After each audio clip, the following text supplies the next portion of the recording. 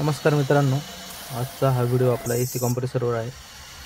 ही WagonR गाडी आहे। इथं एसी कॉम्प्रेसर स्टक होत होता, तर एसी ऑन केल्यानंतर असा आवाज येत होता गाडीमध्ये आणि एसीच्या कॉम्प्रेसरच्या क्लचमधून ठिणगे निघत होते, त्यामुळे गाडी लोडवर येत होती। पिकअप कमी झाला होता गाडीचा। तर आता आपण हा कॉम्प्रेसर खोलणार आहे, याच्यामध्ये काय प्रॉब्लेम झालेला आहे तो चेक करणार आहे।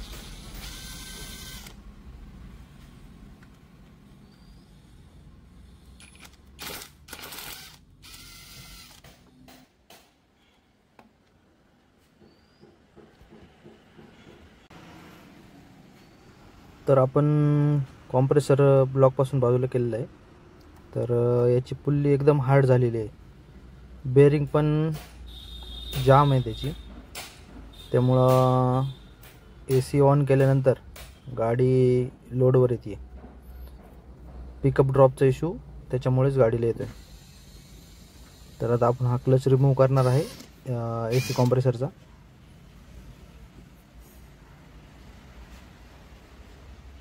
हा 10 नंबरचा बोल्ट काढल्यानंतर क्लच रिमूव्ह करण्यासाठी जो 12 नंबरचा बोल्ट आहे तो आपण कॉम्प्रेसरच्या सेंटरला लावून फिरून क्लच कॉम्प्रेसरपासून बाजूला करू शकतो।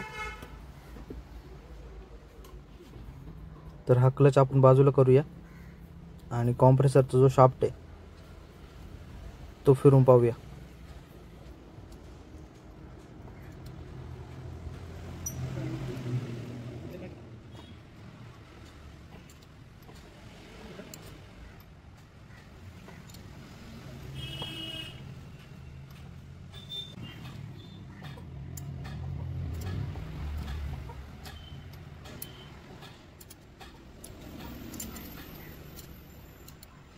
तर अशा प्रकारे आपण हा क्लच खोललेला आहे गाडीचा।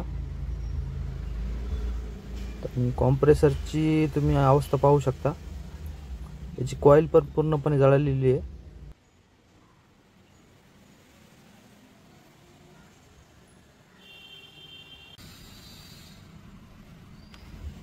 तर आपण याची जी पुल्ली आहे ती रिमूव्ह करूया। हे लॉक काढल्यानंतर पुल्ली बाहेर सहज निघत नाही आहे, आपल्याला ते थोडीशी पुश करून काढावं लागते।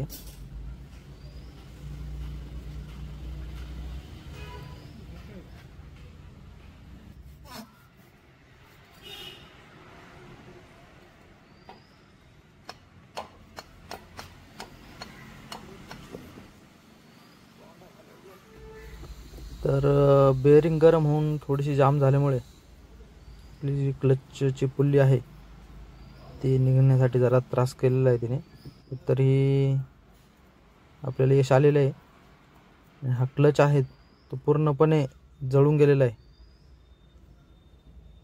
जास्त एसीवर बेअरिंग जाम असूनही चालवण्यात आल्यामुळे क्लच पूर्ण डेड झालेला आहे।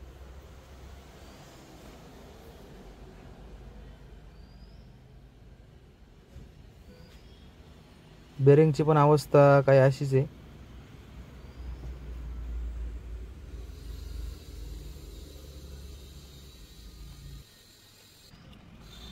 तर आपण कॉम्प्रेसरचा क्लच रिमूव्ह केलेला आहे। याच्यामध्ये आपण क्लच सेपरेट टाकू शकतो गाडीचा खराब झाल्यानंतर, पण ह्या केसमध्ये गाडीचा कॉम्प्रेसरच डेड झालेला आहे। जो हा शाफ्ट आहे तो अजिबात फिरत नाही आहे, त्याच्यामुळे कॉम्प्रेसर पण आपल्याला कॉम्प्रेसर असेंबली चेंज करावं लागणार आहे गाडीमध्ये।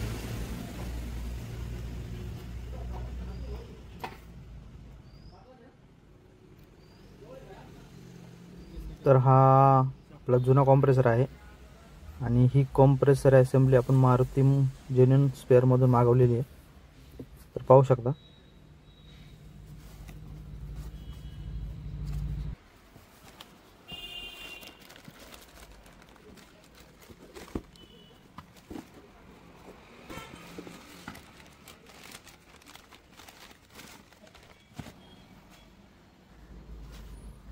तर आता ही नवीन कॉम्प्रेसर असेंबली आहे ते आपण गाडीमध्ये इन्स्टॉल करणार आहे।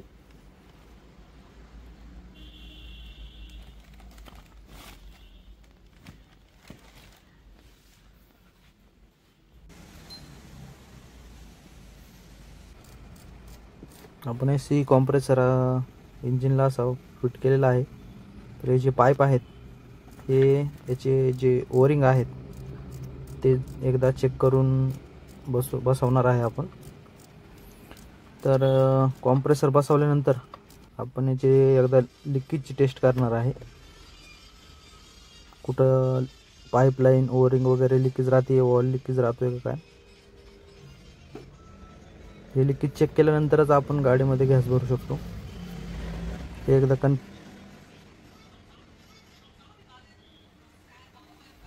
तर गाडीमध्ये कुठल्या प्रकारचं लाईनमध्ये लिकेज नाही आहे. कॉम्प्रेसर ओरिंग वगैरे सगळं ठीक फिटिंग झालेलं आहे आपल्या गाडीमध्ये. तर आपण आता गॅस भरून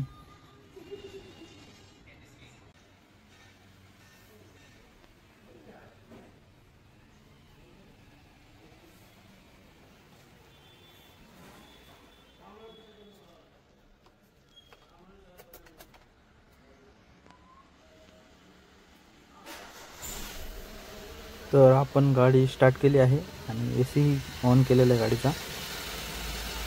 तर पाहू शकता AC एकदम प्रॉपर वर्किंगमध्ये आहे. कुठल्याही प्रकारचा AC कॉम्प्रेसरमधून आवाज येत नाही आहे. एकदम स्मूथली वर्क होत आहे.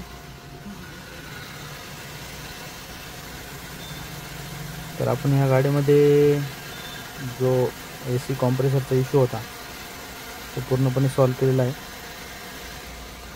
कूलिंग ही गाडीमध्ये प्रॉपर येत आहे.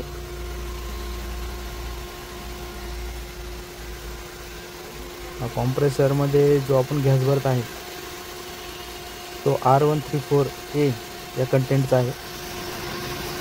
जे की कॉम्प्रेसर ऑइल हा नंबर आपल्या कॉम्प्रेसर ऑइल मेन्शन केलेला आहे.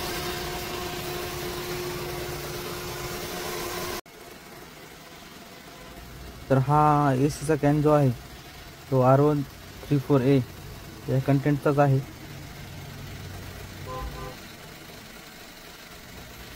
तर आपल्या गाडीमध्ये जी ACची कूलिंग आहे ती एकदम प्रॉपर येत आहे.